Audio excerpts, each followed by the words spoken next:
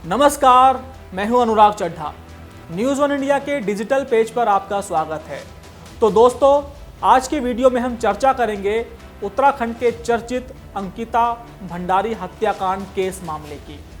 जैसा कि आप सभी को मालूम है कि ये जो कांड है उत्तराखंड सरकार के लिए पिछले एक सप्ताह से सिरदर्द बन चुका था, लेकिन उत्तराखंड के मुख्यमंत्री पुष्कर सिंह धामी ने आज सुबह इस मामले में कड़ी कार्रवाई करके कम से कम उत्तराखंड की जनता को ये मैसेज देने की कोशिश की है कि अपराधी चाहे कितने मजबूत हों या उनको कितना पॉलिटिकल शेल्टर हो, किसी भी सूरत में वो बच नहीं पाएंगे।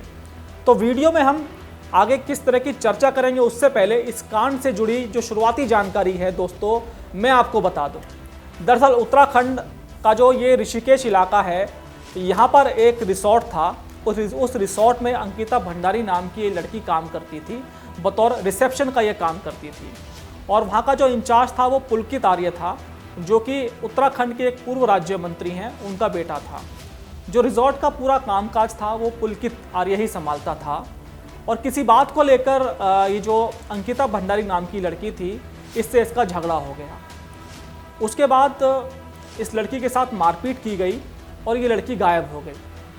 जब इसके घर वालों को उस लड़की का कोई सुराग नहीं मिला तो वो थाने गए और उन्होंने बताया कि भाई ऐसे ऐसे ये लड़की, एक जो पुलकित आर्य नाम के जो ये व्यक्ति हैं, इनका पॉलिटिकल बैकग्राउंड भी है, खुद भी काफ़ी रसूखदार हैं, उनके यहाँ काम करती थी और अभी तक घर नहीं लौटी है।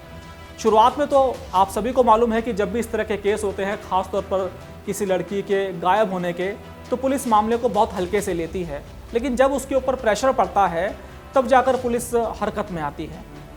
तो इस मामले में भी कुछ ऐसा ही हुआ। जब पुलिस ने शुरुआती दौर में जांच की तो पुलिस को मालूम चला कि ये मामला उतना आसान नहीं है जितना पुलिस इसको मानकर चल रही थी। जो अंकिता भंडारी नाम की लड़की थी, जब पुलिस ने इन्वेस्टिगेशन की तो पता लगा कि जो पुलकित आर्य था और जो उसके दोस्त थे, वो ज़बरदस्ती इसको देह व्यापार में धकेलना चाहते थे और इसी बात को लेकर उनका झगड़ा हुआ। और उसके बाद ये केस पानी की तरह साफ हो गया। पुलिस ने तीनों आरोपियों को हिरासत में ले लिया और उन तीनों ने पुलिस के सामने अपना गुनाह कबूल कर दिया। जैसे ही ये मामला मीडिया तक पहुंचा, आम जनता तक पहुंचा, तो सभी के पैरों से ज़मीन खिसक गई। उनका मानना था कि भाई जो रसूखदार व्यक्ति हैं, उत्तराखंड में बीजेपी की सरकार है और बीजेपी की सरकार में जो एक पूर्व राज्य मंत्री हैं और मौजूदा संगठन में भी वो काम करते हैं, उनका बेटा इस तरह की गिरी हुई हरकत कैसे कर सकता है। उत्तराखंड के बारे में आप सभी लोग जानते हैं कि ऋषि मुनियों की धरती है और ऋषिकेश में तो कहा जाता है, हरिद्वार और ऋषिकेश में, यहाँ तो बिल्कुल जो देवताओं का वास है। ऐसी जगह पर कोई ऐसा घृणित अपराध कैसे कर सकता है। खैर, तीनों आरोपियों ने अपना जुर्म कबूल कर लिया, पुलिस ने उनको गिरफ्तार कर लिया, लेकिन अंकिता का शव अभी तक नहीं मिला था। आज सुबह अंकिता का शव पुलिस ने बरामद कर लिया, लेकिन उत्तराखंड के लोगों का जो गुस्सा था उसमें उबाल आ गया। लोगों ने धरना प्रदर्शन करना शुरू कर दिया। ऐसे में कहीं ना कहीं उत्तराखंड के मुख्यमंत्री के लिए भी ये केस सिरदर्द बनता जा रहा था। उन्होंने सोचा कि अब इस मामले को शांत कैसे किया जाए। तो उत्तराखंड में बाबा का बुलडोजर उनके काम आया। बाबा के बुलडोजर की कहानियाँ तो आपने सुनी होंगी कि उत्तर प्रदेश में जो भी अपराधी अपराध करता है, दंगे करता है, अगर वो पकड़ा भी नहीं जाता तो पुलिस बुलडोजर उसके घर के सामने खड़ा कर देती है ले जाकर, और अच्छे जो अपराधी होते हैं वो बुलडोजर के सामने सरेंडर कर देते हैं। कुछ दिन पहले मध्य प्रदेश में, दिल्ली में बुलडोजर का प्रयोग किया गया और अब उत्तराखंड में जो आरोपी थे उनके रिसोर्ट पर उत्तराखंड के मुख्यमंत्री ने बुलडोजर चला दिया। तो कहीं ना कहीं बुलडोजर चलाने का मैसेज बहुत बड़ा गया, बहुत वाइड मैसेज गया, क्योंकि ये बुलडोजर केवल अपराधी के घर के रिसोर्ट पर नहीं चला था, बल्कि जो बीजेपी के पूर्व राज्य मंत्री हैं और मौजूदा संगठन में भी उसके पिता थे और बेटा भी कहीं ना कहीं राजनीतिक गतिविधियों में शामिल रहता था, उनके यहाँ पर यह बुलडोजर चला। तो उत्तराखंड के मुख्यमंत्री ने साफ कर दिया कि अपराधी चाहे कितने रसूखदार हों, कितने बड़े उनके हाथ हों, अगर वो उत्तराखंड में इस तरह का अपराध करेंगे तो उनकी शामत आनी निश्चित है। लेकिन जो लोगों का गुस्सा है वो भी शांत नहीं हुआ है। लगातार उत्तराखंड में अंकिता भंडारी जो ये लड़की है जिसकी हत्या की गई है, इस केस की डीप इन्वेस्टिगेशन की लोग मांग कर रहे हैं और उत्तराखंड के मुख्यमंत्री ने इस मामले में एक एसआईटी का गठन भी किया है।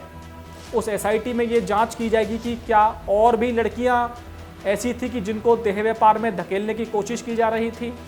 अब इस केस ने पुलिस को जांच करने की एक नई दिशा दी है। अगर हम उत्तराखंड की बात करें तो उत्तराखंड एक पर्यटन स्थल के रूप में जाना जाता है दोस्तों, और वहाँ पर जगह जगह होटल्स और रिसोर्ट जो हैं वो लोगों की अर्निंग का जरिया है, और वहाँ पर्यटक भी आते हैं, विदेशी भी आते हैं, और जाहिर तौर पर कुछ लोग अय्याशी भी करने वहाँ पर आते हैं। तो ऐसे में जो रिजॉर्ट के मालिक होते हैं कहीं ना कहीं वो अपनी इन जगहों को लोगों की अय्याशी का अड्डा भी बनाते हैं।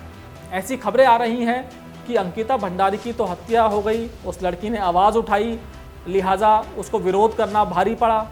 तो ऐसे में न जाने कितनी और लड़कियां हैं जो ऐसे जो मजबूत लोग होते हैं, जो दुष्ट प्रवृत्ति के लोग होते हैं, उनके सामने आवाज़ उठाने की वो हिम्मत नहीं कर पाती। तो ऐसे मामले की जांच होनी चाहिए।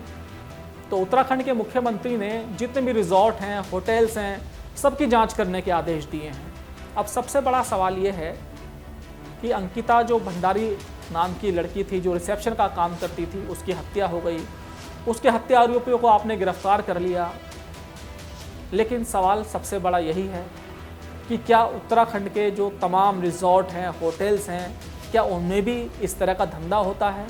क्या जबरन गरीब लड़कियों को देह व्यापार में इसलिए धकेला जाता है ताकि जो सत्ता के नज़दीक लोग हैं वो अपना घर भर सकें, मजबूर लड़कियों को अनैतिक धंधे में धकेल सकें? क्योंकि इस केस ने कहीं ना कहीं एक नई सोच को जन्म दिया है, और वाकई अगर इस मामले की अच्छी तरह से जांच हो गई तो बड़े बड़े मगरमच्छ एसआईटी के जाल में आएंगे। मेरा मानना है कि जिस लड़की की हत्या की गई है, अंकिता भंडारी की, उसको सबसे सच्ची श्रद्धांजलि यही होगी कि जो रसूखदार लोगों ने उत्तराखंड में इस तरह के रिजॉर्ट खोल रखे हैं, जो मजबूरन गरीब लड़कियों का फ़ायदा उठाकर उनको जबरन देह व्यापार के धंधे में धकेलते हैं, ऐसे लोगों तक कानून का हाथ पहुंचना चाहिए। सलाखों के पीछे वो लोग होने चाहिए। यही सच्ची श्रद्धांजलि उस लड़की को होगी।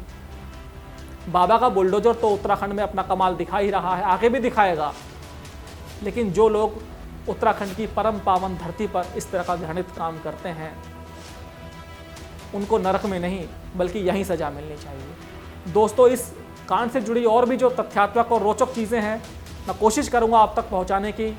फिलहाल आज के लिए इजाज़त दीजिए, फिर नई वीडियो के साथ आपसे मुलाकात होगी। नमस्कार।